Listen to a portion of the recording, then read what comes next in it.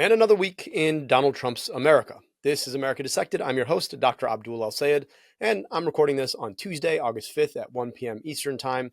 Caitlin couldn't make it today, and so I am flying solo, but not really. I'm going to have the support of our incredible producer, Andy Gardner-Bernstein.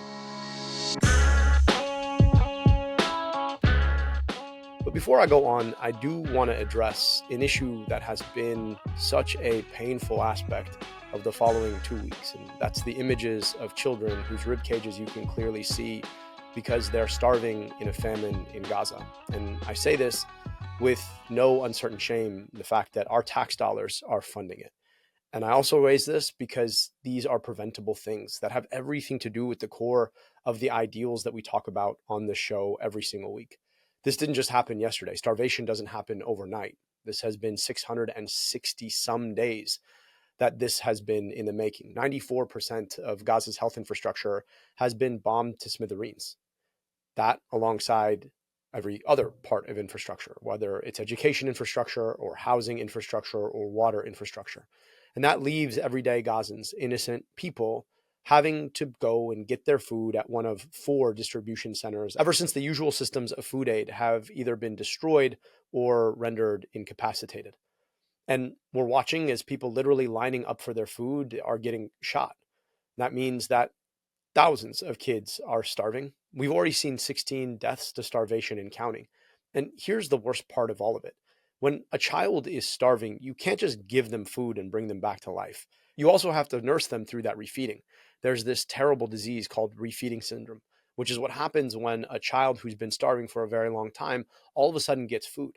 The body, which had started to shut down, has to come back to life, and there can be huge imbalances in electrolytes that ultimately end up killing them. And so we are in a situation where we have watched our tax dollars get sent abroad to systematically fund a genocide where we're watching as leaders funded by our tax dollars are using food as a weapon of war. Back in October of 2023, you might remember I condemned Hamas for putting children in harm's way. It's also the same reason that I've been condemning the actions taken by Israel and our funding of those actions. And I want folks to understand that we here in the United States, we have a choice. Our tax dollars are being sent abroad to maintain a genocide in which food is being used as a weapon of war, while kids in our own communities are starving too. And as a doctor and somebody who's dedicated my life to public health, I just think that enough is enough. And I'm glad to see more and more politicians find their moral footing on this.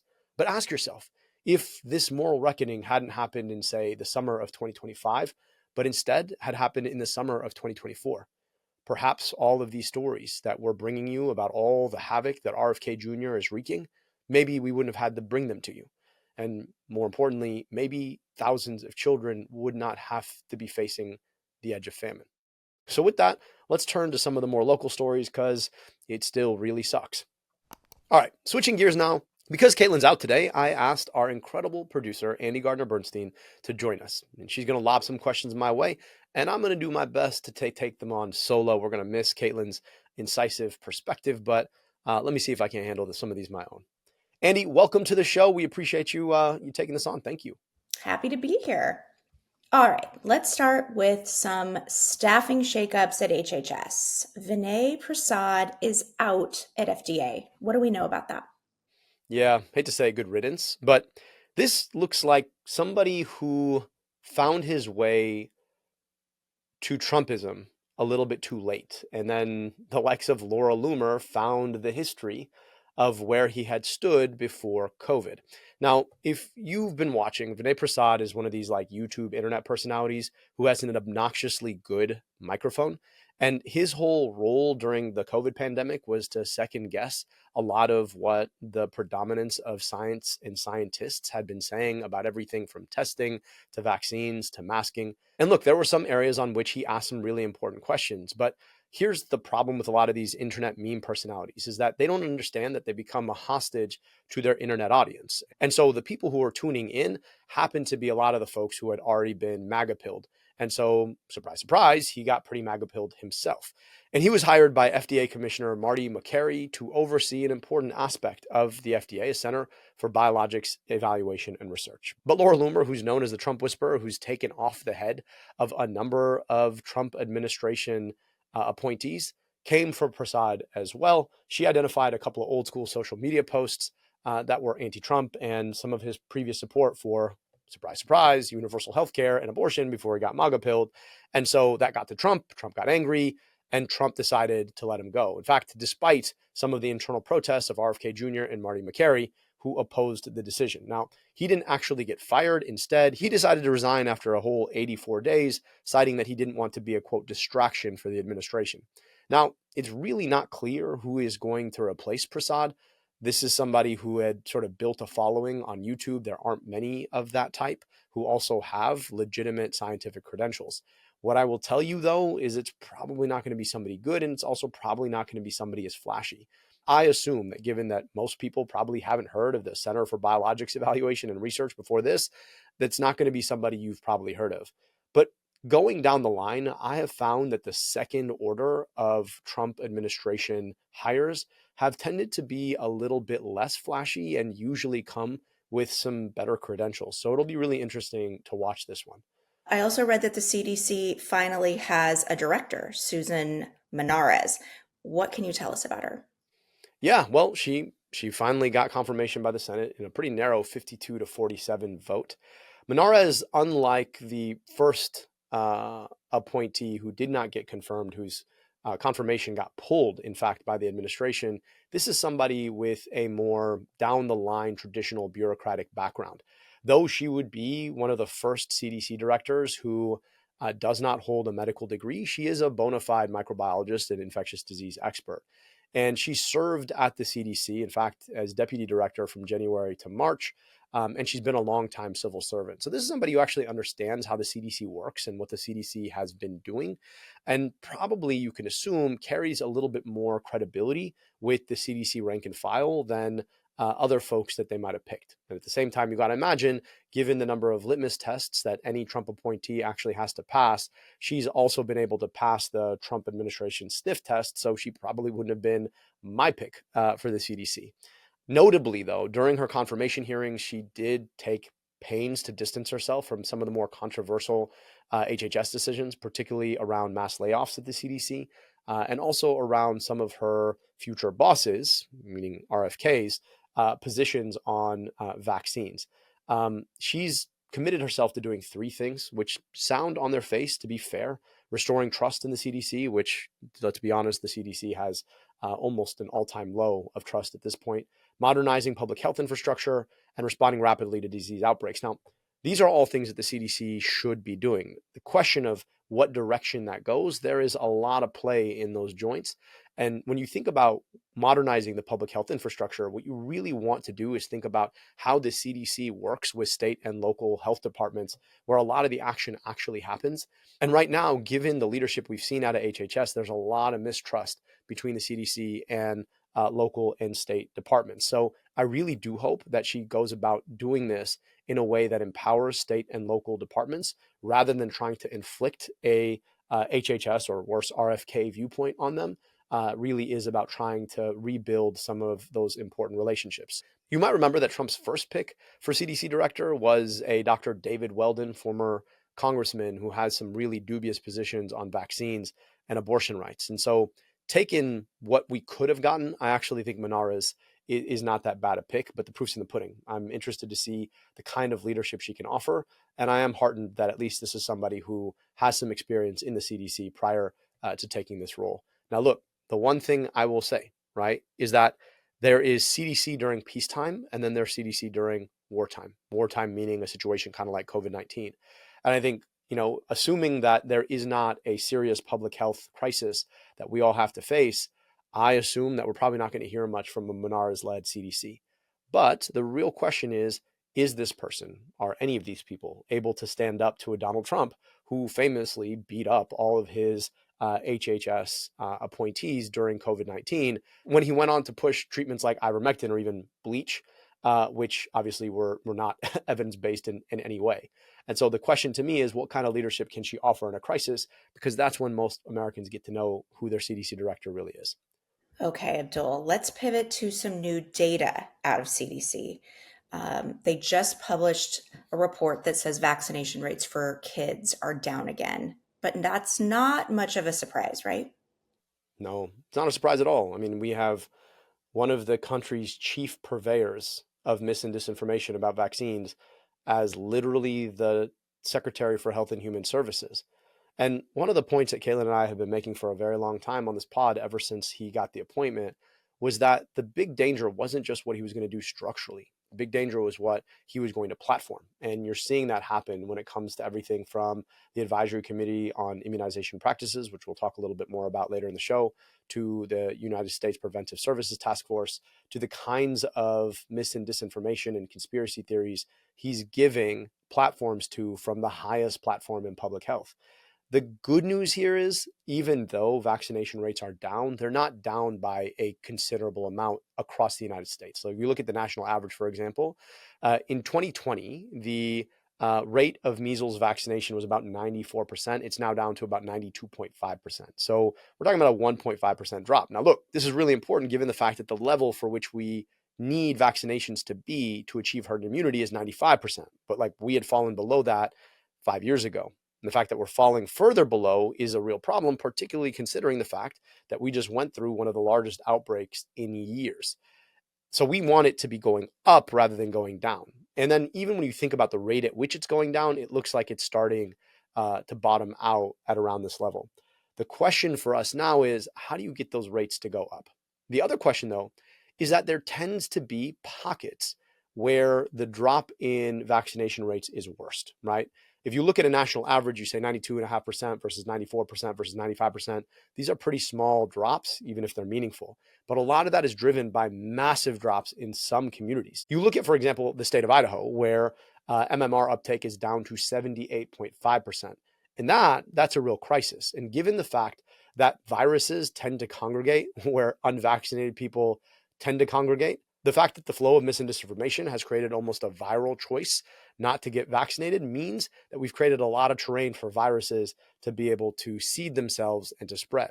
And so what I'm really worried about is these locations where you have clustering of unvaccinated people, because those are the places where the viruses that they didn't get vaccinated against are also going to congregate.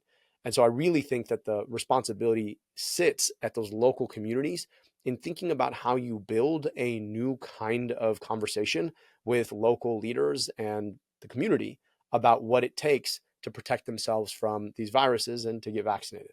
Yeah, it seems like even if you could get those communities to boost their rates by like 10 or 20%, that could bring the national average up a point. It would bring the national average up a point, and also the major risk to folks who are living in communities where vaccination rates are that low are like orders of magnitude bigger than the consequence for most of us because the national average dropped, right? And so like, if I'm somebody even who's vaccinated my kids in a place like Idaho, I'm really worried about the fact that, if measles is going to find a toehold, it's probably going to find a toehold in a community like mine. And so we really, really got to be focused on what the conversation looks like in those places. And I just want to be clear, right? Like, yes, we can blame RFK Jr. We can blame the national zeitgeist. We can blame so many aspects of the conversation that we've been having. But now the question for all of us who do this work every day is, what kind of conversation do we need to start having with folks so that we can actually get them to do the thing that they need to do? And I think too often our frustration and anger at folks like RFK Jr. has eclipsed our ability to do the things that we need to do to actually start having the kinds of conversations that can penetrate in a place like Idaho. And I think it should be incumbent on all of us who believe in public health to be really committed to having those conversations in a real and robust way. Meantime, RFK Jr. is continuing to make his own moves on vaccine policy. Why don't you give us a little update there? Yeah, as if to fully contradict myself, it's hard not to be spitting mad at RFK Jr. for like the absurd bullshit he keeps pulling when it comes to ACIP. ACIP, of course, being the Advisory Committee on Immunization Practices. This is not the first time you've heard about this committee here on this pod, because he's been playing games with them ever since he decided to cancel the first meeting they were supposed to have under his leadership. And in June, of course, he decided to recall and then fire and replace all of the voting members on ACIP with picks of his own. Most recently, he also removed the so-called liaison members of ACIP. These are advisors that meet in working groups on behalf of professional organizations that they represent that don't have a vote, but they are really influential in making recommendations to ACIP. And these groups are household names, folks like the American Medical Association, the American Academy of Pediatrics, etc. Now, here's the absurdity. Like, his logic for getting rid of them is that they're, quote, biased in favor of their own patients, which, yes, of course, like, that's what you expect physician groups to be, is biased on behalf of their patients. My issue often with some of these groups is that they're too often biased on behalf of the providers. But like, to say that they're biased on behalf of their patients, which, by the way, you're talking about the American Association of Pediatrics is literally all of our kids, right, is kind of an insane justification for getting rid of them. But I digress, because we've seen insane justifications for a lot of things out of this administration and out of RFK Jr. himself. Now, it's going to be interesting to see who he replaces them with, because the thing about RFK Jr. is it's never just about firing folks. It's about who comes to replace them, right? And we've seen a general pattern where he fires people who are using evidence to make science-driven decisions and replaces them with conspiracy theorists who come at best with what I like to call anecdata, right? Stories that seem to stand in for data, but there's no actual systematic or rigorous data to justify that these stories actually speak for the predominance or preponderance of the actual evidence. So let's see what comes next. Okay. So another story that crossed the wire this week is about greenhouse gas emissions and the move over at EPA to nullify some really core research that's long guided the EPA. Can you walk us through those potential changes? Yeah, it is hard to overstate just how bad this is, because one of the principal justifications that our government uses and ought to use for restricting greenhouse gas emissions is that greenhouse gas emissions are bad for people. Like, this is really what this comes down to. And so they're trying to, in effect, erase out science that demonstrates that greenhouse gases and human-made climate change is bad for people. And like, yes, of course it's bad for people. And it's bad for people both because of the consequences of climate change itself, meaning all of these greenhouse gases going up into the atmosphere and destroying our atmosphere in ways that leave our global climate heating. That's one way. But then I want you to remember where they go. Like, you don't have to go very far from where I am, or from probably where you are, to see smokestacks downstream of children. And you think about where all of those emissions go, they're being sieved through the lungs of our kids before they go up into the atmosphere to heat our climate and generally harm the earth. Like, this is what they're trying to undercut. Like, the basic premise that climate change is bad for people. And in fact, that's exactly what they came for. It's called the endangerment finding. And it's been the justification for a lot of the EPA's efforts to reduce greenhouse gas emissions.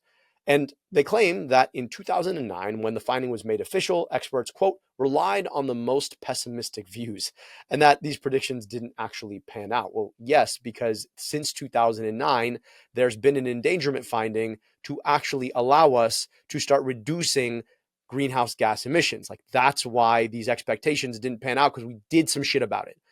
And so, like, the danger here is really quite serious, because we're seeing them roll back a lot of the efforts that have left our air a little bit cleaner. And I say this in Michigan, where our air quality is in the shits because of wildfires happening in another country, right? Right now, if you're in the upper Midwest, you are breathing air that is downstream of forest fires in Canada. Now, ask yourself why the Canadian forests keep burning. Well, that's because they are generally hotter and they are drier. And that leads to a system where what is supposed to be the lungs of our earth are now burning and contributing more to climate change. Like, we are at a point where a lot of the feedback loops are going in the wrong direction, and trying to address that principal premise that maybe we should not put greenhouse gases in the air because it's bad for people.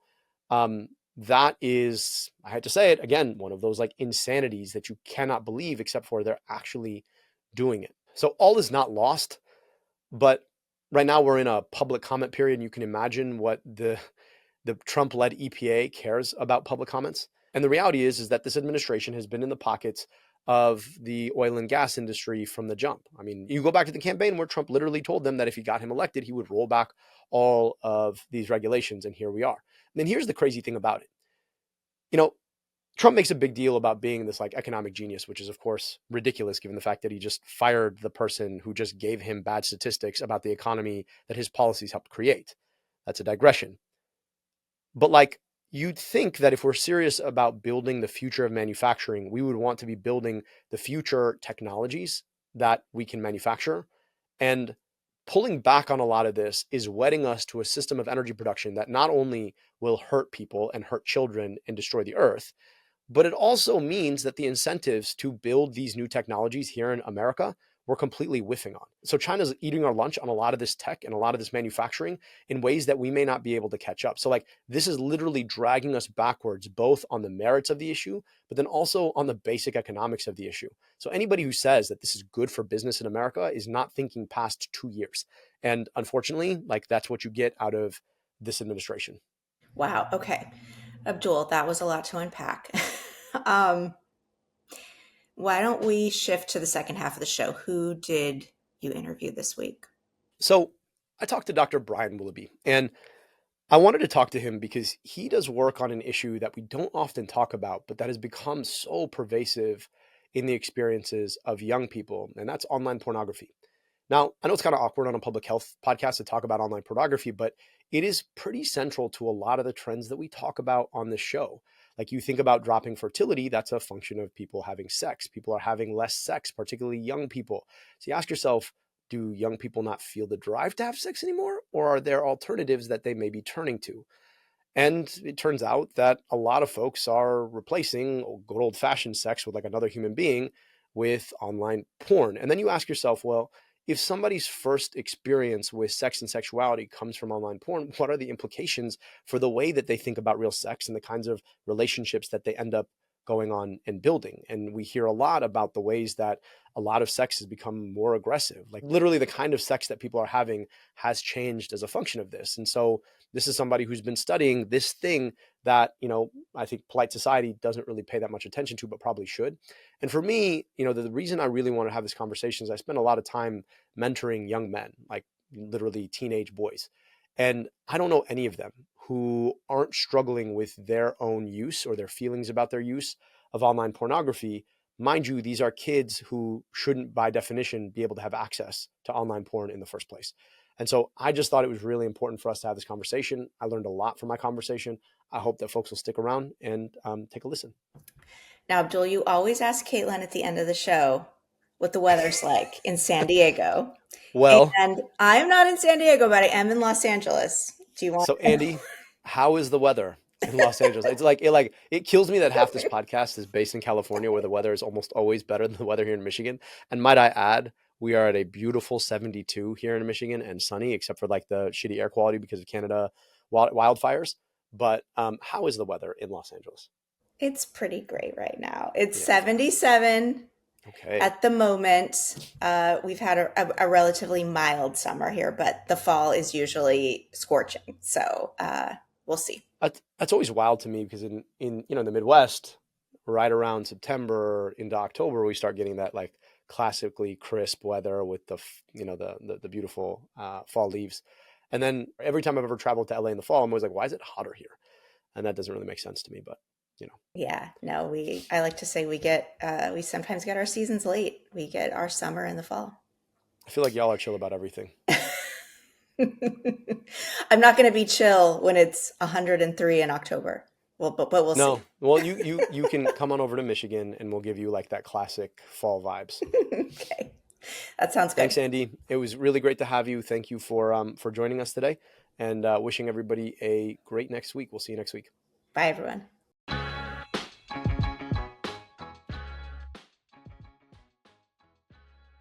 All right, let's get started. Can you introduce yourself for the tape?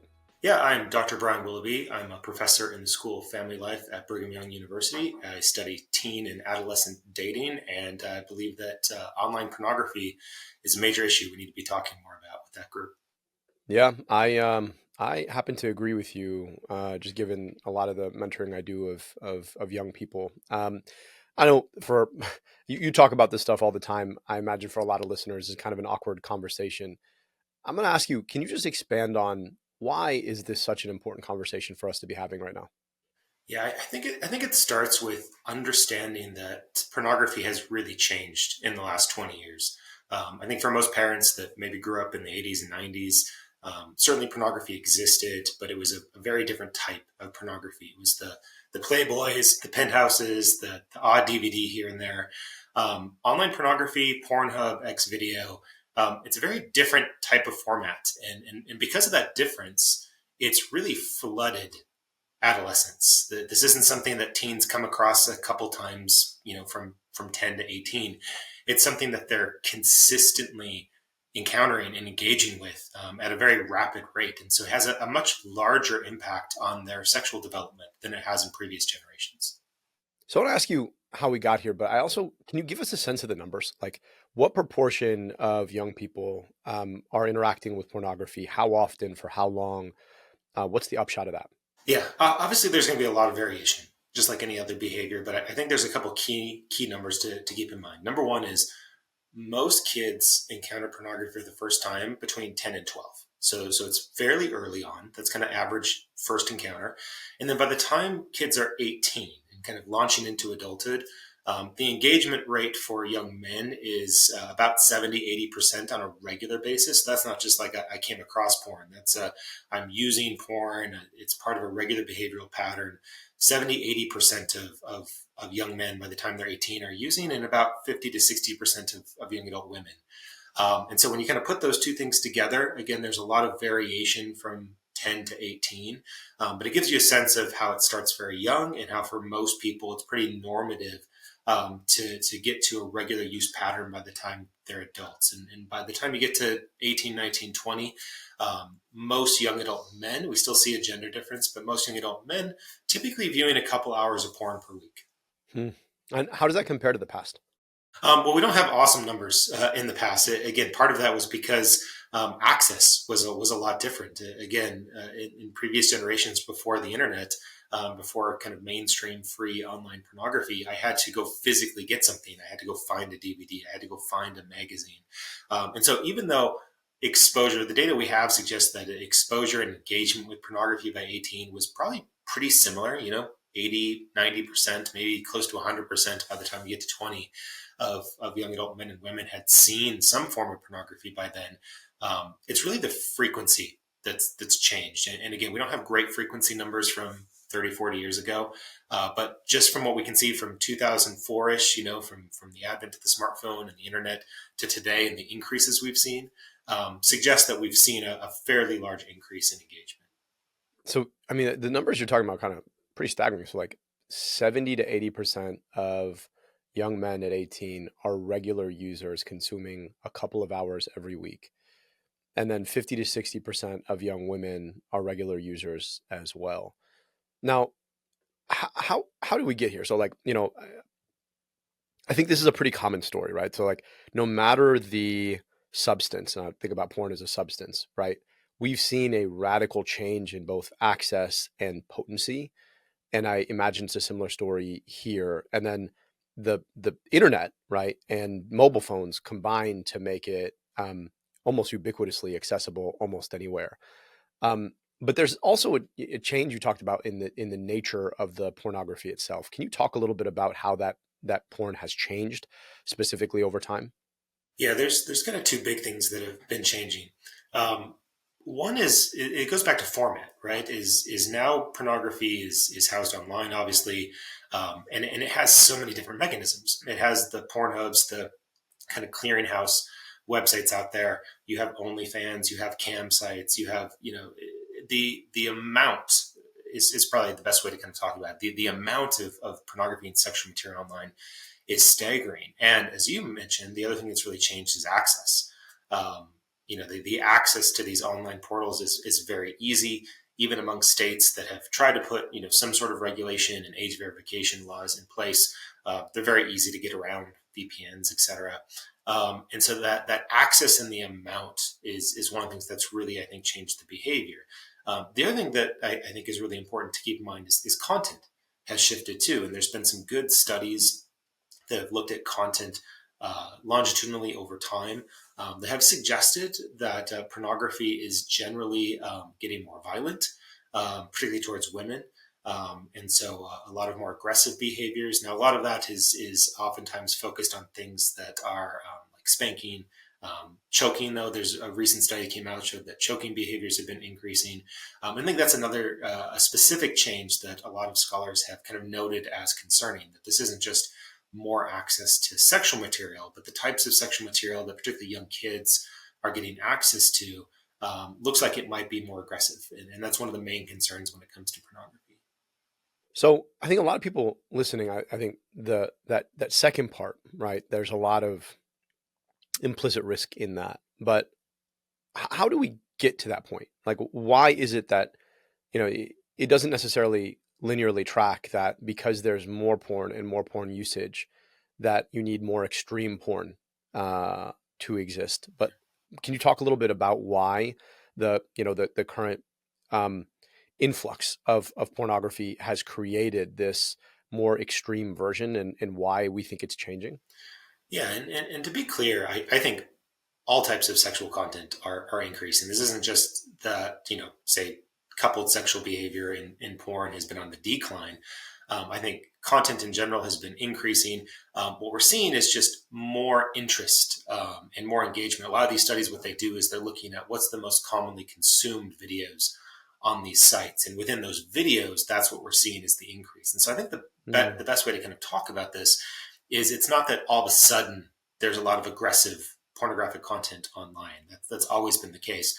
I think what's changing is people's interest in it. And it's an interesting conversation to have to say, well, why is that? I think part of it is maybe the anonymity of online spaces, that when I can access sexual content without anyone knowing, I might be more inclined to be curious about things that are more taboo, things that I wouldn't necessarily ask a partner to do, things I wouldn't talk to my parents or my friends about.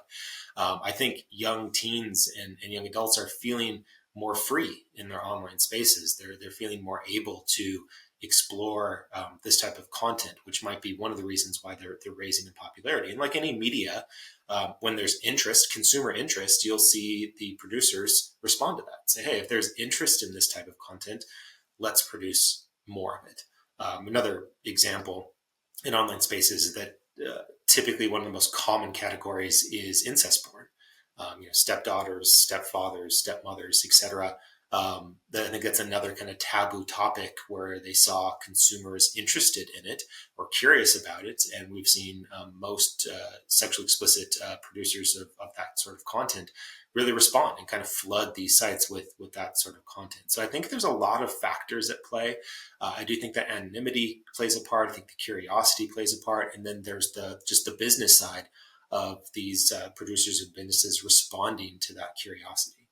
Yeah. What's the consequence? I mean, I think for a lot of people listening, they might say, well, okay, so people are looking at more porn. It's not great that people are looking at more extreme material. But, if it stays online and folks are consuming it there, why the concern?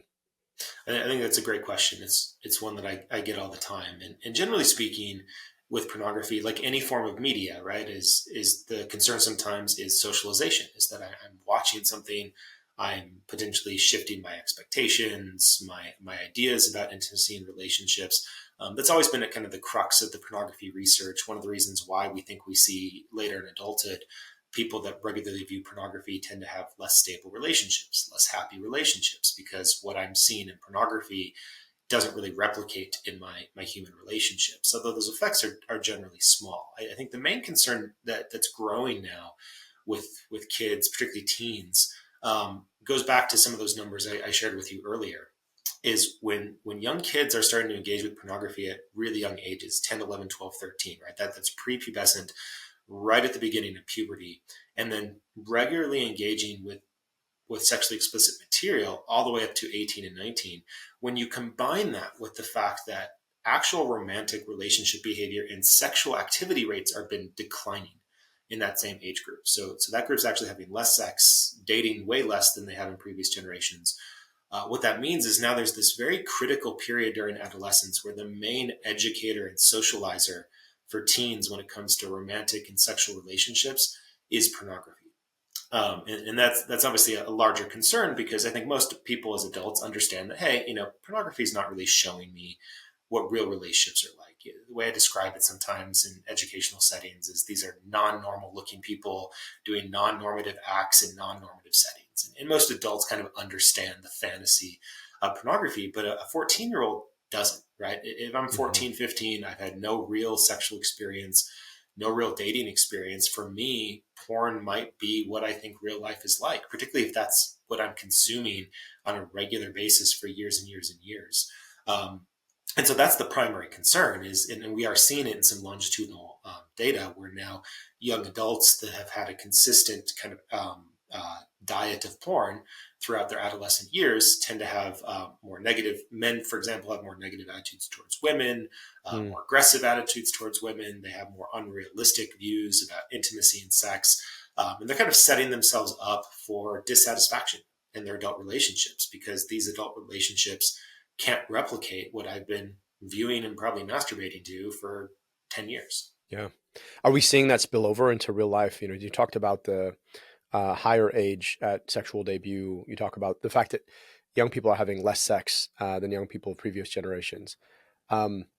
What about the ways that folks are interacting? Are we seeing more of the kind of, we'll just say, pornified behavior spill over into real life, beyond attitudes and age at sex? Are we seeing more reports of violent sex and abusive kinds of relationships? Yeah, there's kind of a couple pieces that have been coming out. There's some longitudinal research that suggests that heavy pornography use can be or increase the likelihood of more aggressive behaviors in the bedroom. But I want to be careful that the research hasn't necessarily said it's increasing violent or abusive relationships. That kind of one-to-one causal relationship hasn't really been established. But certainly, like I said, kind of attitudes and behaviors. And then I think when you look at a broader scope, there are some specific behaviors that we can look at that clearly have a connection with a more kind of pornified view of relationships. The easy one I point to a lot is anal sex, because that's a very common behavior now in most sexually explicit videos. But we know it's a behavior that most women, in particular, if we're talking about heterosexual relationships, we know that the vast majority of women don't enjoy. The vast majority of women find painful. But we are seeing a sharp increase in that behavior among heterosexual couples that we assume, it's not that all of a sudden these couples are like, hey, let's try this. We would assume that it's coming because the vast majority of them have seen it in porn. It's, almost everything in porn is portrayed as an enjoyable experience for both partners. And so we can kind of see that more one-to-one. Hey, clearly here's a behavior that's started to enter a lot of relationships. That's probably because of pornography. And generally that speaks to an issue we see with a lot of young adult and adult couples now, where we have now a generation that was kind of raised on this online pornography, where couples now have to negotiate this. It's something where both partners probably came in with some experience with pornography, particularly the male partner. Again, if we're talking about heterosexual couples. And now they have to navigate, okay, do I stop viewing porn? Do we view it together, which more and more couples are doing? How does this influence our intimacy and our relationship? And there's basically a whole nother level to adult relationships now, where you have to figure out the rules and the boundaries around pornography that previous generations didn't have to figure out. So there are certainly some indicators that it's really starting to impact kind of the relationships of couples later in life. And then on the other side, I think the other thing where we clearly see the impact is the extension of what I said before is not just less dating and less sex in adolescence, but throughout the entire life course. Now, young adult dating, teen pregnancy, marriage rates, fertility, kind of across the board, anything that's about human connection has been decreasing. And I don't think that's just about pornography. I think that's about AI. I think that's about social media. I think that's about all these digital spaces that people are being socialized around and engaging with that make human relationships and engagement less appealing because they're not as engaging, they're not as personalized, they're not as customizable as what I get online. It's also, there's been conversation about whether or not pornography is addictive. What do you think, and what are the indicators on either side? Yeah. I certainly think we have enough research now to say that it is. The World Health Organization a couple years ago changed their diagnostic tool to acknowledge that pornography can be an addictive behavior. And so we have a lot of good research that does suggest like a lot of behavioral or process addictions like gambling, etc., that pornography has the ability to essentially create compulsion, right? That I have this compulsive need to engage in porn. Oftentimes that's based on emotional, other mental health things going on, where porn is kind of the outlet, the unhealthy outlet that I'm using to kind of cope with other things in my life. So it's certainly there. I do think it's important to acknowledge that's not a common thing. Our best data right now suggests that right around maybe 10 to 12% of porn users have compulsive, true compulsive pornography use. But there is another huge group that is struggling with what we call PPU, or problematic porn use. That's porn use that might not truly be compulsive or addictive, but it's causing distress in their life. And that could be because they're religious and they have moral opposition to porn. It could be that they're in a relationship and their partner wants them to stop. It could be that they recognize that I'm kind of using porn as a bad habit. It's a good way to think about problematic porn use. It's kind of like I turn to donuts when I'm stressed, like stress eating. Like it's not an addiction. It's not that kind of full-fledged issue, but it's causing maybe some other negative things in my life. And that's another group that we have. So it's not most porn users, but there is a group, an important minority to talk about, and then another larger group that are struggling with some individual negative consequences of porn. Yeah, one of the overwhelming aspects of this to me is that, in conversations with young men, almost every young man, frankly, adolescent boy I know has a relationship with porn that most of them would say they don't quite like. And the reality of it is that this is a product, whatever you think about it morally, that should not be available before the age of 18. But like I'm talking like mainly about folks who have been exposed before they turned 18. And most of the time, they've been exposed via social media in some way. And almost every young man I know, right, has like their For You page on a TikTok or on Instagram always has it's like a direct funnel into some sort of pornography, increasingly now like OnlyFans. But you see the sort of funnel one way or another, right? And it's not that Instagram or TikTok or whatever will feed you directly pornography, but that it will feed you pre-pornography, right? And then a couple clicks later, like you're in full-fledged porn. And I want to ask you, right, because there's a whole industry around this. There is money to be made, and I want to ask you first about the way the industry has been regulated or not around this, and then also, who's on the other side of the industry, right? Because these are people whose images are being collected, and there is a complex and complicated conversation around the degree of exploitation and who owns that collection and who benefits from it. So let's start just at the industry side, around how, especially like the big tech social media corporations have thought about this, because they've become such a gateway for so many people. And in the interim, right, let's be clear, they benefit because these kids are consuming that material on their site before they click away. Yeah. So I want to get your sense on that. Yeah, I think you just said the key thing, which is they benefit from it. And I think what most of these big tech companies have understood and learned is that they will get in trouble by having clear sexually explicit content on their sites. And most do a fairly good job, although not a great job, of like you said, taking the very explicit sexual content off their sites. Now, what they really haven't done, and I don't think really care to do, is change those funneling systems.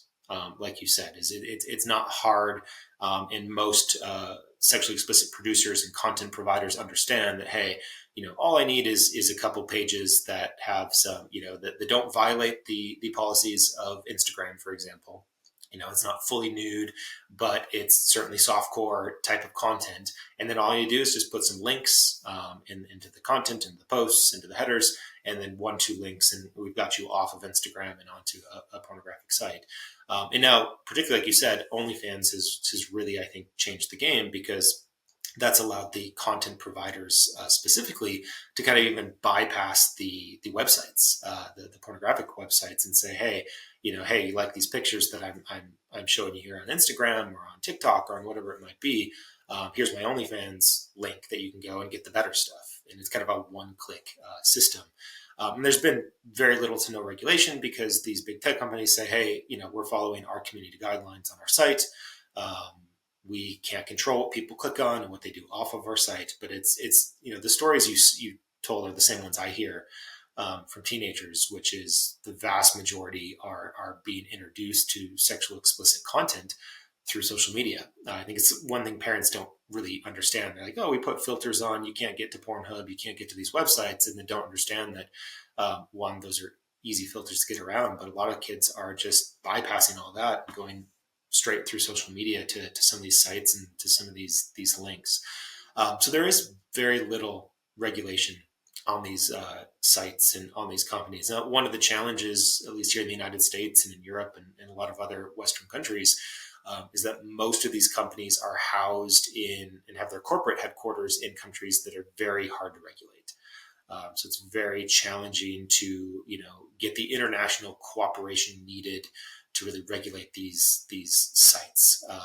Usually we'll have kind of flare-ups like we had a couple of years ago with Pornhub, with underage content in the United States, where the government will say, hey, you've done something we can go after. And they'll go after them. But it's hard to get kind of broader regulation on these sites. What most countries have done that have had some success is to say, we're not going to go after the corporations. We're not going to go after specific sites. We're going to make more broad regulation on sexual content in general, whether it's some companies that have done opt-in, opt-out policies. What that means is that right now in the United States, for the most part, you have to opt out of pornography, which means pornography just exists on the internet. You can set safe search up on Google. You can do things on your computer to kind of try to opt you out of the porn that's on the sites, but you have to opt out. Other countries have established opt-in policies that says the pornography is by default not available to you. You have to opt into it. In different countries, we'll have different things that you have to do to opt into it of different levels.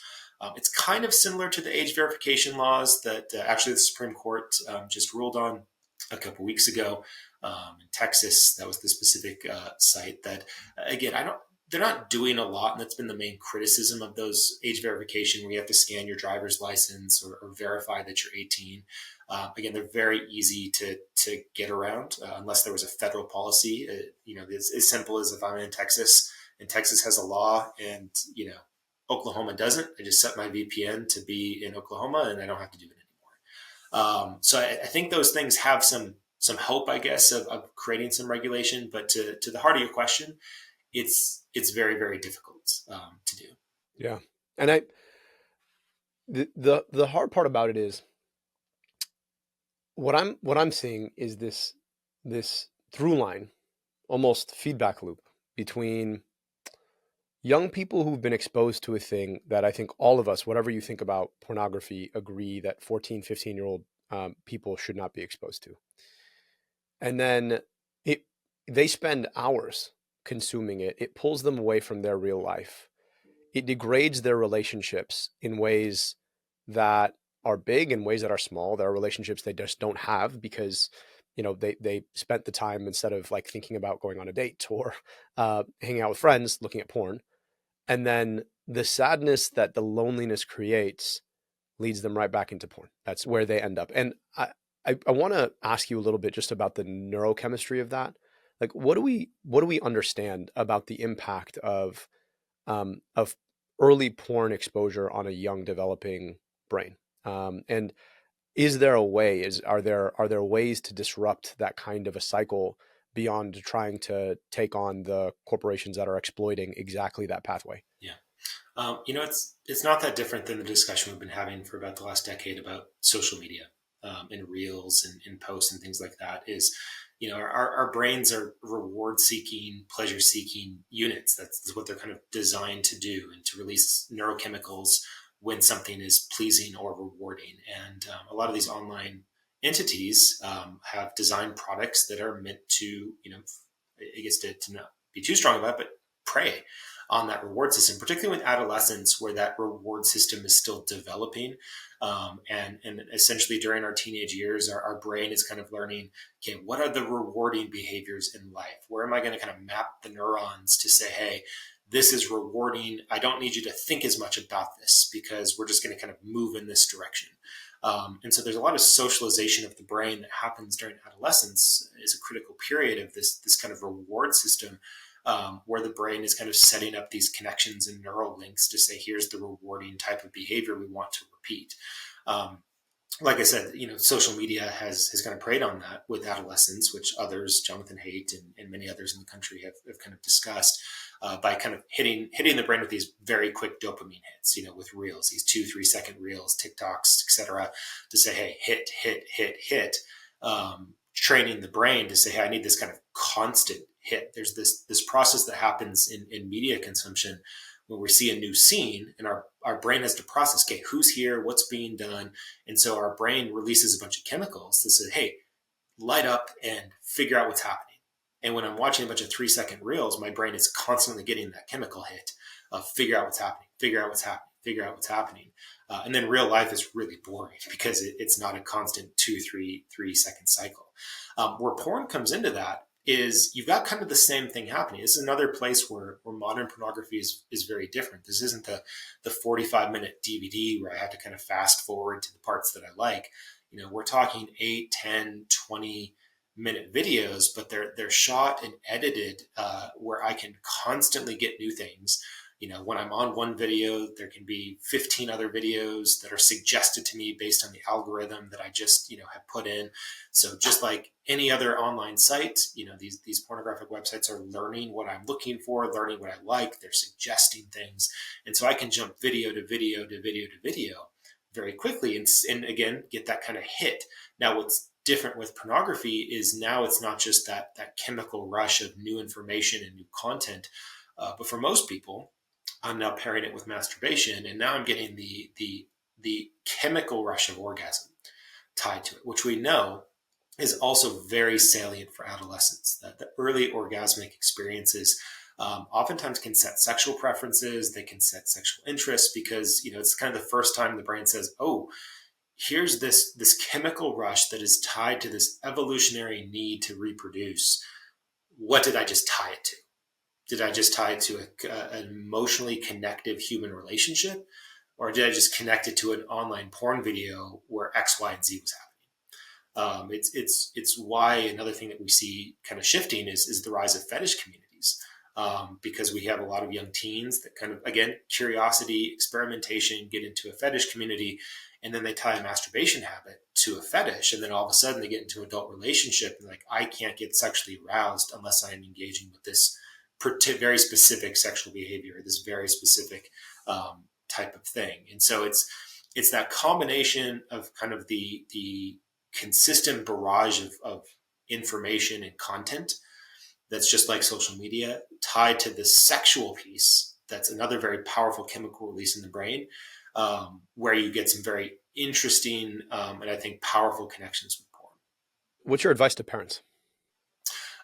Get educated. That's the biggest thing. I think many parents are completely in the dark on this. And it's a combination of just not understanding what modern technology looks like, that social media is a gateway to porn, what the porn sites look like, how they operate, how kids are accessing them. But I think also then combined with, like you started off the conversation, fear. Sex is taboo. It's hard to talk about with kids. It's always been like that for generations. And now, just like every generation, parents sometimes have some fear and concerns. If I talk to my kids about porn, maybe that'll spark their curiosity, or I'm uncomfortable talking about sex with my kids. We used to live, one way I've talked about it is again, going back a generation ago, our parents could kind of risk not talking to us about it because, again, pornography wasn't as available as it was. You could kind of let kids figure it out on their own to a certain extent. It was always still best practice to have good clear educational conversation with your kids. But I think that time's gone. I think that parents really have to talk to their kids and educate their kids about how to navigate sexually explicit material. Again, that's oftentimes not, here's how you avoid it completely, because if your kid has a phone and online access, that's probably impossible. But educate them about values around intimacy, whatever those are for you. Help them to understand the problematic aspects of sexual material online.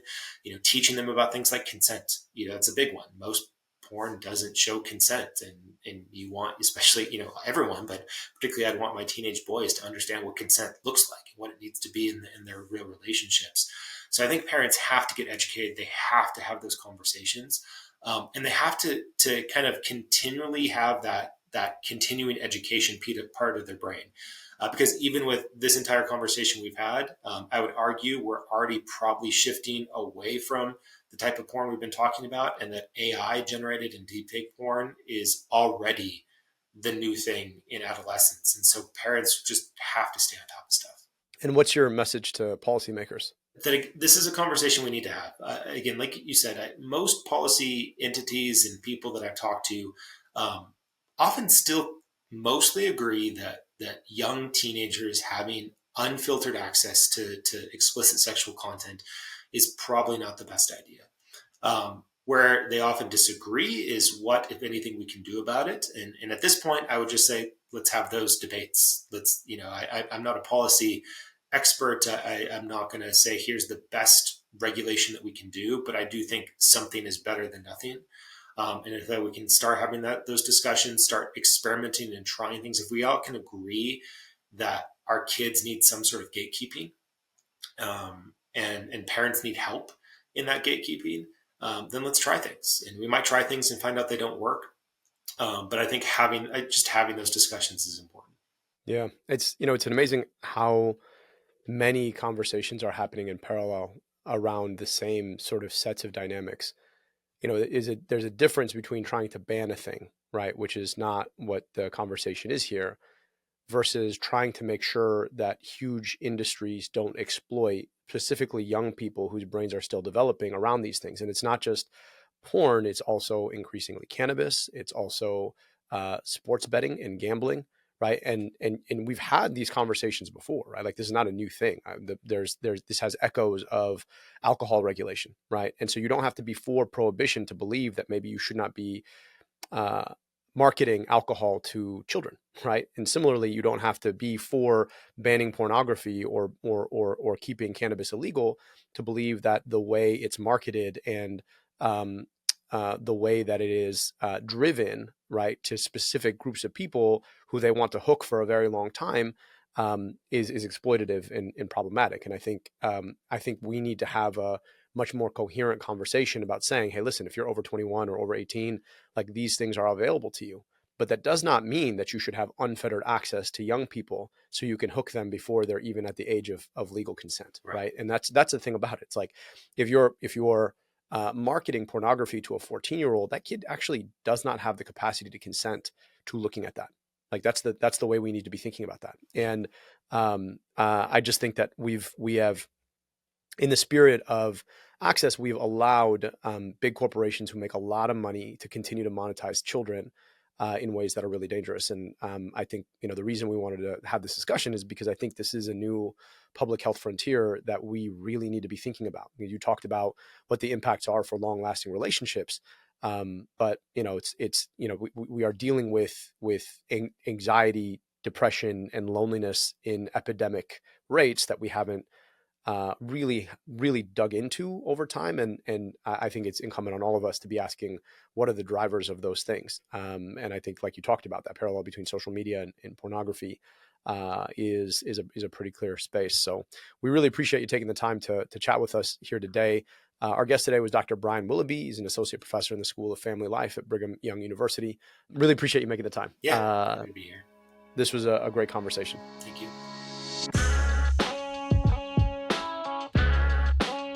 That's it for today. You can find more content at our website, incisionmedia.co. Check out our shop at store.americadissected.com for our new America Dissected merch, including logo shirts, hoodies, and mugs.